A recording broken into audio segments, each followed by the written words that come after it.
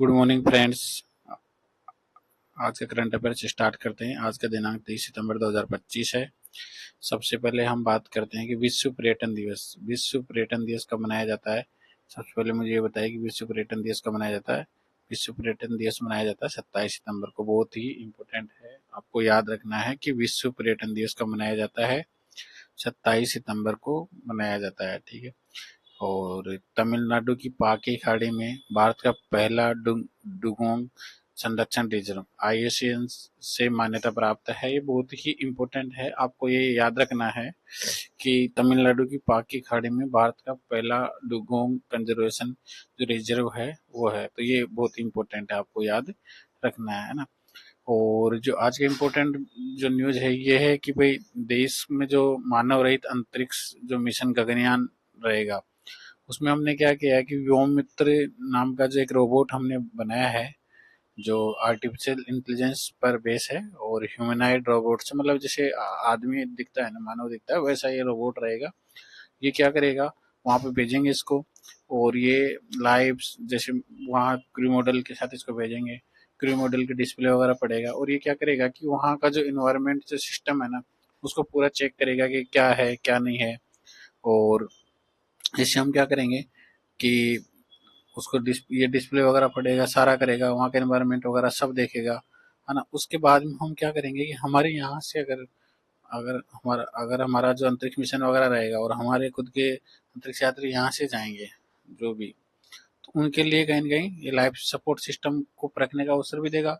और जो भी हमारे अंतरिक्ष यात्री यहाँ से जाएंगे उनके खतरे को तो कम करेगा ना। तो मतलब एक तरीके से टेस्टिंग करेगा कि हाँ कैसा क्या टेम्परेचर रहेगा, कितना क्या रहेगा, तो एक बेहतरीन समझ भी आएगी। और उस तो इसलिए बहुत ही इंपॉर्टेंट है, आपको याद रखना है कि व्योम मित्र क्या है। ये आपको याद रखना है, आर्टिफिशियल इंटेलिजेंस आधारित ह्यूमनॉइड रोबोट व्योम मित्र है। तो ये आपको ध्यान रखना है, बहुत इंपॉर्टेंट है ना। और ये तो बहुत इंपॉर्टेंट है दोस्तों, ये तो आप मतलब 99% क्या 100% में बोल सकता हूँ किसी एग्जाम में आएगा। ठंडा रेगिस्तान बना 13वां यूनेस्को बायोस्फीयर रिजर्व, है ना। तो यूनेस्को क्या करता है कि बायोस्फीयर जो रिजर्व है ना वो घोषित करता है। बायोस्फीयर रिजर्व वो रहते हैं जिसमें आदमी और पर्यावरण, है ना, उनको कंजर्व मतलब मानव और जो इन्वायरमेंट है वो दोनों का मतलब संयोग रहे और दोनों पर्यावरण को कहीं ना कहीं सुरक्षित करे। तो इस प्रकार से रहता है। तो ये यूनेस्को का एक MAB प्रोग्राम है जो 1971 में लॉन्च हुआ था। तो उसके तहत ये ऐसा करते हैं कि मतलब जो टॉप जो मतलब पर्यावरण के हिसाब से टॉप जगह रहती है उनको ये डिक्लेयर करते हैं। तो भारत के ऑलरेडी 12 है और अभी ये 13वां डिक्लेयर किया है। तो आपको याद रखना है ठंडा रेगिस्तान। वैसे इंडिया के 22 रिजर्व जो इंडिया के हैं वो 18 है, पर यूनेस्को की जो ये लिस्ट है MAB जो मैन एंड बायोस्फीयर रिजर्व जो प्रोग्राम है उसमें इंडिया के 12 है और ये 13वां जुड़ गया है। आपको याद रखना है ठंडा रेगिस्तान 13वां यूनेस्को बायोस्फीयर रिजर्व बन गया है ना। तो भारत को यूनेस्को ने नया गौरव दिया है। और ये कौन सा स्थान है 13वां, हिमाचल प्रदेश के स्पीति स्थित कोल्ड डेजर्ट जो शीतमरुस्थल बोलते हैं ना, वो बायोस्फीयर रिजर्व को world network of biosphere reserve की में शामिल किया गया है। ये बहुत ही इम्पोर्टेंट है, आपको ये ध्यान रखना है कि हिमाचल प्रदेश का जो स्पीति स्थित कोल्ड डेजर्ट है ये हमारा 13 यूनेस्को बायोस्फीयर रिजर्व बन गया है। तो इसमें और क्या चीजें हैं, ये भारत का पहला ऊंचाई वाला शीत स्थल है, मतलब सबसे मतलब हाइट पे है ये। और जो इन्वायरमेंट और कल्चरल जो दोनों के हिसाब से बहुत महत्वपूर्ण है। और ये 13 स्थल बन ही गया है। इसकी और क्या क्या खासियत है बताइए। इसमें 7,770 वर्ग किलोमीटर क्षेत्र में फैले इस रिजर्व की ऊंचाई 3300 से 6600 मीटर है। मतलब ये 3000 से 6000 मीटर की ऊंचाई पे है, मतलब बहुत ज्यादा हाइट पे है। और मुझे बताइए कि इसमें कौन कौन शामिल होंगे। भाई ये तो है नहीं कोल्ड डेजर्ट का मतलब है कि 2-3 किलोमीटर का एरिया आ गया, 7,700 किलोमीटर का एरिया आया है इसमें ना। तो इसमें याद रख लीजिए पिन वैली नेशनल पार्क आपको याद रखना है। चंद्रताल का नाम सुना होगा, सरचू किब्बर अभ्यारण्य, ये सब शामिल है इसमें ना। फिर वापस बोल देता हूँ कि pin valley national park, Chandratal, Sarchu और किब्बर अभ्यारण्य शामिल है। ये आपको याद रखने वाली बात है। और यहाँ पे क्या क्या मतलब कौन कौन से जानवर पाए जाते हैं। हिम तेंदुआ आपने नाम सुना होगा, हिमालयन आइबेक्स आपने सुना होगा, ब्लू शिप, हिमालय वुल्फ और गोल्डन ईगल। देखो हिमतेंदुआ भी आप बता दोगे, हिमालयन आइबैक्स भी आप बता दोगे ना। अगर वो पूछेगा ना एग्जामिनर, तो वो पूछेगा कि ब्लू शिप कहाँ पे है, तो कहाँ पे पाई जाती है, मतलब जो पाई जाती है, तो ये ध्यान रखना है कि ये कोल्ड डेजर्ट में पाई जाती है ब्लू शिप। ब्लू शिप ये बहुत ही इंपॉर्टेंट है। और फिर वो पूछेगा हिमालयन वुल्फ, तो चलो लगा देंगे कि हाँ मतलब कहीं कहीं जैसे अपने ऊपर के जो स्टेट है जैसे जम्मू और इनमें पाया जाएगा ना, कहीं न कहीं ऐसा रहेगा ना जम्मू वगैरह में, या फिर हिमाचल प्रदेश पंजाब ऐसी जगह पाया जाएगा, ऐसे हम लगा सकते हैं ना।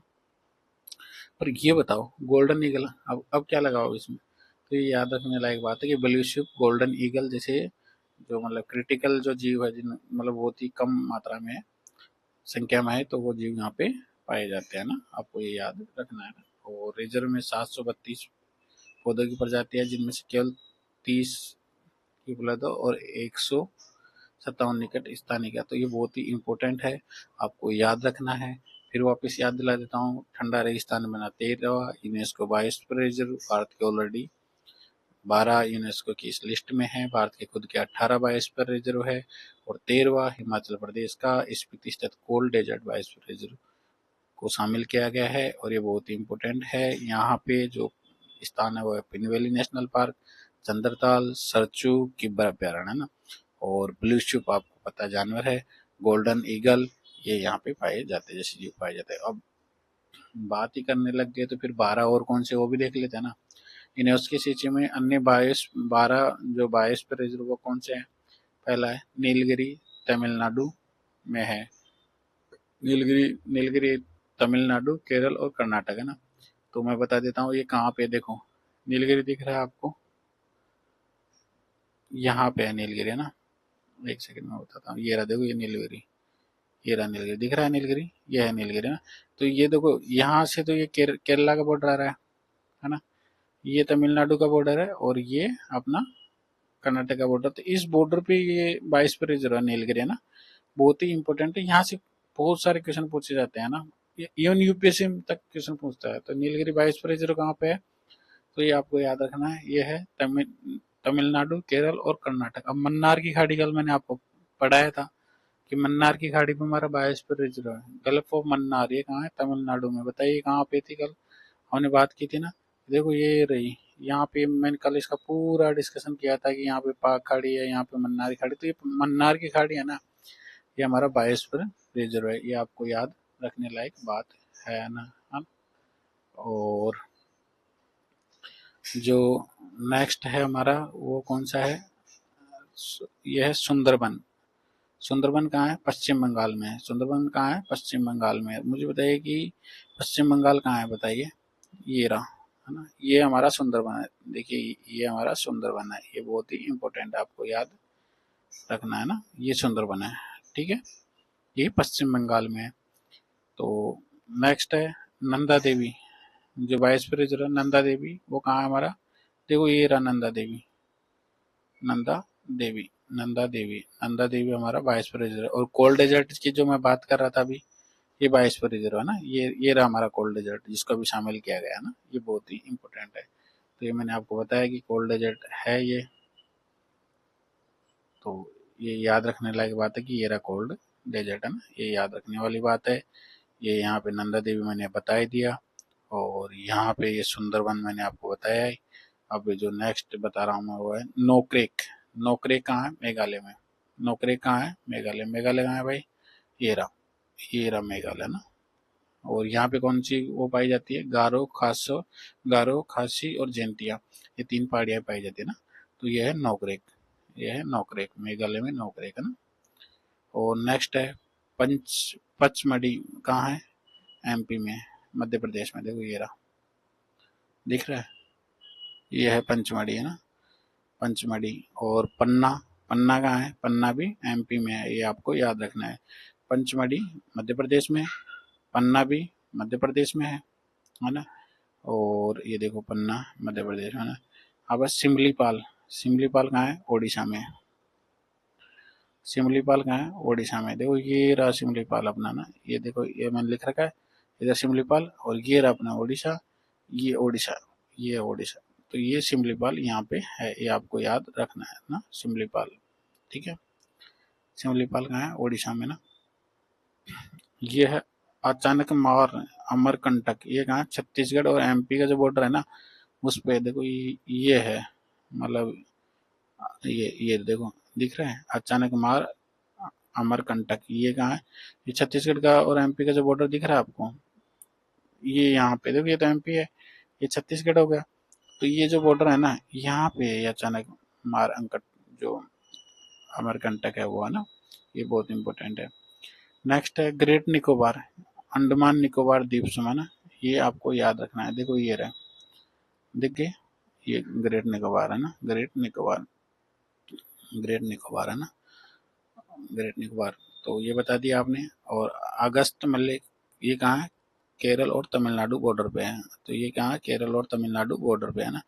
देखो ये अगस्त मलाई है ना, कहाँ है अगस्त मलाई, दिख रहा है आपको, ये रहा अगस्त मलाई, अगस्त मलाई ये रहा, केरल और तमिलनाडु बॉर्डर। काफी बार बहुत सारे एग्जामों में पूछ जाता था कि भाई नागरकोइल कहाँ है, या कल मैंने बताया था यहाँ पे था नागरकोइल है ना। बस अगस्त मलाई पे नीलगिरी के बारे में पूछा जाता है कि यहाँ पे जैसे पूर्वी घाट इधर से आता है और पश्चिम घाट इधर से आता है, तो ये नीलगिरी में आके मिलता है ना। और यहाँ पे बायोस्फीयर रिजर्व है। बायोस्फीयर रिजर्व क्या रहता है कि जैसे ये पर्यावरण और पर्यावरण की दृष्टि से बहुत ही महत्वपूर्ण रहता है ना, ये आपको याद रखना है। और खांग चेन जोंगा, खांग चेन जोंगा, ये कहाँ है, सिक्किम में, खान चेंग दोजोंगा, तो ये कहाँ है, सिक्किम में। ये तो हो गए दोस्तों यूनेस्को की जो लिस्ट में है ना। उसके अलावा जो भारत के 18 है वो कौन से, डिब्री डिब्रू साइकोवा, ये, और देहांग, ये अरुणाचल प्रदेश में है। और इसमें शेषाचलम हिल्स, देखो ये शेषाचलम हिल्स, ये रहा, ये आंध्र प्रदेश में है ना, शेषाचलम हिल्स, ये आंध्र प्रदेश। और ये जो मतलब तेलंगाना, इस बॉर्डर पे शेषाचलम हिल्स है ना, ये आपको याद रखना है। और कच्छ तो आपको पता है, कच्छ गुजरात में है। और कौन सा रह गया, और ऑलमोस्ट मैंने कवर कर लिया है। तो ये बहुत ही इंपॉर्टेंट है दोस्तों, मतलब चीजें रटो मत, तो मतलब आप समझो। मैंने आज जैसे ये आज 12 पढ़ा है आपको, तो 12 एक बार देख लो कि ये कहाँ कहाँ है। और इसमें से मतलब 100% किसी न किसी एग्जाम में क्वेश्चन पूछा जाता है ना। अब ये 13 हो गया तो बहुत इंपॉर्टेंट हो गया ना दोस्तों। तो इस प्रकार से आपको याद करते चलना है। मैप से याद करोगे तो जल्दी याद हो जाएगा। कोल्ड डेजर्ट कहाँ पे है, ये देख लिया, नंदा देवी। और शेषाचलम देख लिया, गल्फो मन्नार, अगस्त्य मलाई, नीलगिरी। और ये है, आपको याद रखना है, ठीक है। ये बहुत ही इंपॉर्टेंट आपको याद रखने लायक बातें हैं ना। अब नेक्स्ट चलते हैं कि एशिया कप की तो अभी बहुत ज़्यादा चर्चा हो रही है। 17 संस्करण था, कल भी हमने डिस्कस किया, आज हम डिस्कस कर रहे हैं क्योंकि बहुत इंपॉर्टेंट है, तो मैं दोबारा ले लेता हूँ ना। तो यूएई में भारत ने 9वीं बार एशिया कप जीता है। कितनी बार, कौन सी बार, भारत ने 9वीं बार एशिया कप जीता है ना। तो वो क्वेश्चन कैसे बनाएगा बताओ, आप बताओ कैसे बनाएगा। हाल ही में एशिया कप का कौन सा संस्करण हुआ, 17 संस्करण हुआ। और ये मेजबान संयुक्त अरब अमीरात था। भारत ने पाकिस्तान को हराया। भारत ने 9वीं बार एशिया कप जीता। इन्हीं में से 2-3 स्टेटमेंट बना के क्वेश्चन पूछेगा। अब सीधा तो नहीं पूछेगा ना कि एशिया कप में भारत ने किसको हराया, सबको याद है। वो पूछेगा भारत ने कितनी बार एशिया कप जीता, 9वीं बार। ये कहाँ पे हुआ, संयुक्त अरब अमीरात में, मतलब ये मेजबान ये है। कौन सा संस्करण था, 17वां था। ऐसा क्वेश्चन पूछता है ना। हो गई बातें जो डायरेक्ट पूछेगा कि भारत ने एशिया कप में किसको हराया, हो गई। वो पहले पूछते थे, आजकल नहीं पूछता है ना। आजकल स्मार्ट स्टडी करो, आपको सिलेक्शन लेना है तो, सिलेक्शन लेना है तो ऐसे ही पढ़ना पड़ेगा ना, कि डीपली जाके पढ़ना पड़ेगा। क्योंकि आजकल करंट्स वो वाली करंट्स नहीं आ रही है कि सीधा पूछ लिया कि भारत ने किसको हराया, ऐसा नहीं पूछेगा ना। वो पूछेगा कि भारत ने कितनी बार एशिया कप जीता, और मेजबान कंट्री कौन सा था, और कौन सा संस्करण था ना, ऐसा करके वो पूछेगा। नेक्स्ट है दोस्तों, काटेरेत कैक्टस की किस्म, कादरी, जोधपुर में। काटेरेत कैक्टस की किस्म कादरी और जोधपुर, जोधपुर ने डेवलप किया ना। ये संस्थान है कादरी, आपको याद रखना है ना। फिर जो इम्पोर्टेंट क्वेश्चन आज के हम ले लेते हैं, पोखरा जापार गैलुप रेल प्रोजेक्ट किस किस देशों के बीच में है, याद कीजिए किस किस देशों के बीच में है। तो भारत और भूटान के बीच पहली रेल कनेक्टिविटी है ना। नेक्स्ट है, जैविक उत्पादों पर पारस्परिक मान्यता समझौता है कौन कौन से देशों के बीच में हुआ, भारत और ऑस्ट्रेलिया के बीच में। याद रखने लायक बात है। चलिए ये बताइए, बिहार के कौन से दो जो नए स्थल है जो रामसर साइट में शामिल किया गया, बताइए दोस्तों, कौन सा है। एक है आपका, याद कीजिए, मैं बता देता हूँ, चलिए मैं बताता हूँ, गोकुल जलाशय और उदयपुर झील, गोकुल जलाशय और उदयपुर झील। और भारत में कुल कितने रामसर साइट हो गए, भारत में कुल 93, पहले 91 थे, अब 93 हो गए है ना, ये आपको याद रखना है। क्वेश्चन डायरेक्ट पूछेगा भारत में कुल कितने रामसर साइट है, या फिर हाल ही में शामिल किए गए कौन कौन से, जैसे अभी पूछा गया था खींचन, और जो राजस्थान के थे वो राजस्थान के एग्जाम में पूछा गया था, है ना। तो गोकुल जलाशय और उदयपुर झील, ये बिहार के 2 नए रामसर साइट है, और भारत में कुल 93 रामसर साइट है। हाँ, विश्व पर्यटन दिवस मैंने पढ़ाया, वापस बता रहा हूँ, 27 सितंबर को, बहुत ही इम्पोर्टेंट है। और फिल्म नाल 2 के लिए राष्ट्रीय बाल पुरस्कार किसको दिया गया था, बताइए किसको दिया गया था, याद कीजिए। वो दिया गया था मराठी बाल कलाकार त्रिशा ठोसर को। और यूएन ने किसको एआई बेस्ड जो एक्सीलेंस सेंटर घोषित किया है, बताइए किसको किया था, आईआईटी मद्रास को। दुर्लभ प्रवासी पक्षी व्हाइट स्टोर्क कहाँ देखे गए हैं, जैसलमेर के धोलिया गांव में।